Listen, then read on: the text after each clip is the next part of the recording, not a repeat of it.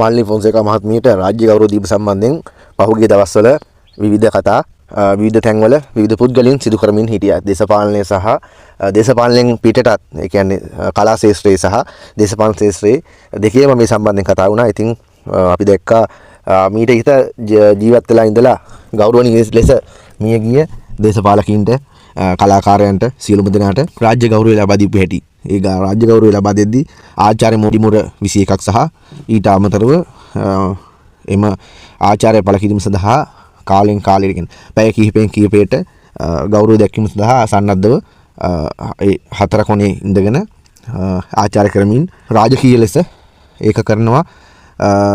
ඒ වගේම අවසානයේදීත් හමුදාව හෝ එහෙම නැතුව කුමක් හෝ ත්‍රිවිධ හමුදාවේ මොනවාම හරි අංශයකට එක බාර දීලා ඒගොල්ලෝ තමයි ඒක සිද්ධ කරන්නේ.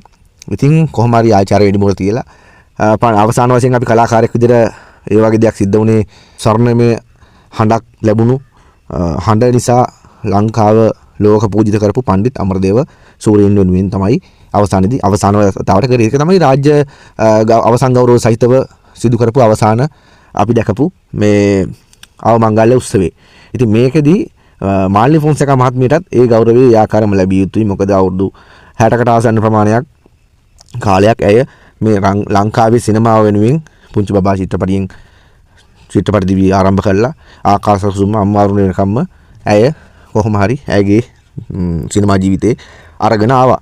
ඉතින් ඒ ආපු ගමනේ ඇය වෙනුවෙන් ආචාර්ය වෙඩිමුර පත්තු කරලා ඇය වෙනුවෙන් රාජ්‍ය ගෞරව අවසන් ගෞරව සහිතව රාජ්‍ය ගෞරව සහිතව ඇය වෙනුවෙන් ආදාහන උත්සවය කරන්න තිබුණා. ඉතින් එහෙම කරේ නැහැ. මම දන්නේ නැහැ මේ ආණ්ඩුව එහෙම කරන්න දන්නේ නැද්ද? එහෙම නැත්නම් වෙන මොකක් හරි හේතුවක්ද කියලා. රාජ්‍ය ගෞරවය නෙවෙයි රාජ්‍ය මැදිහත් වීම සහ රාජ්‍ය ඉදිරිපත් වීම. රජයේ සහභාගීත්වය කිව්වොත් හරි. රජයේ සහභාගීත්වය කියන්නේ රාජ්‍ය නිලධාරීන් සහ රජයේ ජනාධිපති අගමැති ඔය සියලුම දෙනා මැති අමතුරුන් ඇවිල්ලා සහභාගී වූ රජයේ සහභාගීත්වයෙන් සිදු වූ මළගයක් කිව්වොත් හරි. ඒකට රාජ්‍ය ගෞරවය කියන එක හරි වැරදි. ඒකට රාජ්‍ය ගෞරවය කියලා කියන්නේ නැහැ. රාජ්‍ය ගෞරවය කියන්නේ වෙනම එකක්. ඒක වෙනම ලෙවල් එකක තිබිච්ච දෙයක්. අපි ඒක දැකලා තියෙනවා. ඉතින් මේකෙදී අපි දැක්කේ රජයේ නිලධාරීන් සියලුම දෙනා රජයේ මැති අමතිවරුන් සහ අගමැතිවරුන් සියලුම දෙනා සහභාගී වීමක් පමණයි. සහභාගී වී සිදු කළ මළගයක් පමණයි. ඉතින් කොහොම හරි එතුමිය දැන් මේ වෙද්දි අලු වෙලා ඇයගේ දේහයක්වත් නැහැ. දැන් අලු දූවිලි බවටම පත් වෙලා තියෙන්නේ. ඉතින් එහෙම කෙනෙක් ගැන කතා කරලා වැඩක් නැහැ. අවසන් වශයෙන් චන්දික නානායක්කාර මහත්මයා හිතවත් එතුමා විතරයි අවසානයේ උදව්වට හිටියේ. වගේම නවලෝක රෝහල නොමිලේ බෙහෙත් කෙරුවා. ඉතින් ඒ සම්බන්ධයෙන් රෝහලටත් ස්තුතිවන්ත වෙන්න ඕනි සහ පින් දෙන්න ඕනි. ඒක ඒ විදිහට සිද්ධ වුණා. මේ රාජ්‍ය ගෞරව සහිතව කරනවා කියලා මේ ආණ්ඩුවෙන් දකලපු දඟලිල්ල ඒක දැඟලිල්ලක් නොවේයි කියන තමයි අපිට හුවමනාව තිබුණේ. ඒක රාජ්‍ය ගෞරවයක් නෙවෙයි. ඒක රාජ්‍ය මැදිහත් වීමක් පමණයි සිද්ධ වුණේ කියන එක අපිට කියන්න උවමනාව තිබ්බා. සහ අපි කියනවා තවත් මතක් කරන්න ඕන මේගොල්ලෝ කෑ ගැහුවා මෛත්‍රීපාල ජනාධිපතිතුමා රනිල් වික්‍රමසිංහ අගමැතිව ඉන්නකොට 2019 වකවානුව වෙනකොට ලක්ෂ 55ක් පාස් කරනවා ඇයගේ ඖෂධ වෙනුවෙන් ජනාධිපති අරමුදල හරහා. ජනාධිපති අරමුදල අවභාවිතා කිරීම සම්බන්ධයෙන් කතා කරන්න නෙවෙයි, ඒක භාවිතා කරපු මිනිස්සු වෙනුවෙන් කතා කරන්න නෙවෙයි මේ කියන්නේ. ඇයට ලක්ෂ 55ක මුදලක් දුන්නා කියලා මේ ජනතා විමුක්ති පෙරමුණ උඩ පන ගහන්න ගත්තා. නලින්ද ජයතිස්ස වගේ කට්ටිය. එතකොට මේ ආණ්ඩුවට සම්බන්ධ මැති ඇමතුරු ඒවකට ඉඳලම පාර්ලිමේන්තුවල කෑ ගහන්න පටන් ගත්තා. සෙනෙහලතා මාලනී ෆොන්සේකා මෙයාට දුන්නේ කොහොමද? කැලණියේ බියගම ඇඩ්‍රස් එක කියලා. සරත් ෆොන්සේකා නෙවෙයි එස් කියලා තියෙනවා. ඒ කියන්නේ එස් ෆොන්සේකා කියලා තියෙනවා. ඉතින් ඒතකොට සරත් ෆොන්සේකා නෙවෙයි මේ අහවල් ෆොන්සේකා කියලා යා නම කියලාම පාර්ලිමේන්තුවේදී කියනවා. ඉතින් එහෙම තත්ත්වයක් උඩ ඇයට දෙන්න බැරිද? ඇයට ජනාධිපති අරමුදලෙන් දීම අසාධාරණද කියන එක ජනතාව කල්පනා කරලා බලන්න ඕනි. ඇය මේ රට වෙනුවෙන් කරපු සේවය වෙනුවෙන් අනිවාර්යෙන් ඒක ලැබිය යුතුයි. ලබා දිය යුතුයි. ඒක දෙන්න පුළුවන්. ජනාධිපතිවරයාට එය දීමේ හැකියාවක් බලතලයක් තියෙනවා. ඒක නොසංගවා පවසන්න ඕන දෙයක්. අහවල් ප්‍රමාණය කියලා නියම කරලා තිබුණට ජනාධිපතිට අභිමතය පරිදි ලබා දිය හැකි තත්ත්වයක් එහෙම නීතියකුත් රටේ තියෙනවා. ඒක නිසා අපි ඒ ගැන කතා කරන්නේ නැහැ. එතුමියට අනිවාර්යෙන් නිවන් සුව ලැබෙන්න වගේම ඇය මේ ලංකාව වෙනුවෙන් සිනමාව වෙනුවෙන් කරපු සේවය අගයලා ඒ කරපු දේ සම්බන්ධයෙන් අපි මෛත්‍රීපාල සිරිසේන රනිල් වික්‍රමසිංහ අගමැතිවරයා විදිහට ඒ යහපාලන ආණ්ඩුවටත් අපි ස්තුතිවන්ත වෙනවා.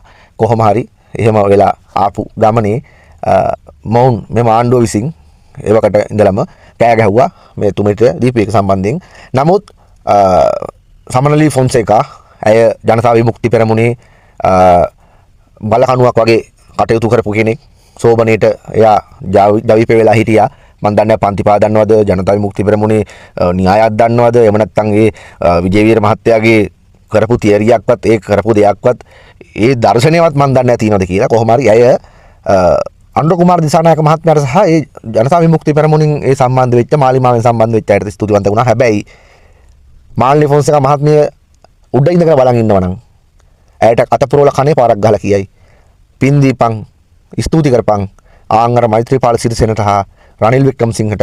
මොකද එයාට මෙහෙම දෙයක් හරි කළා දුන්නේ එයා අය විතරයි. මේගොල්ලෝ ඒකටත් කෑ ගහපු මිනිස්සු විතරයි කියලා. එතෙන්දි කරේ මහා ජරා 2.50 වැඩක්. එයාගේ ඥාති දිනියක් විදියට එයාගේ දේශපාලන මතයක මොකක් වුණත් එයාගේ නැන්දනිය වෙනුවෙන් එයා සාධාරණයක් ඉෂ්ට කරා නම් කතා කරන්න තිබුණේ එදා ඒ ලබා දීපු ආධාරයට ජනාධිපති අරමුදලෙන් ලබා දීපු මුදලට ඒ හිටපු ජනාධිපතිවරුන්ට සාගමැතිවරුන්ට ස්තුති කරන්න ඕනි. මේ වත්මන් රජය නෙවෙයි මේ වත්මන් රජය තමයි ඒ වෙනුවෙන් විරුද්ධව හඬක් නවකපු එකම පිරිස. ජනතාව බදු ගෙවනවා ජනතාවවත් ඒ වෙනුවෙන් හඬක් නැගුවේ නැහැ.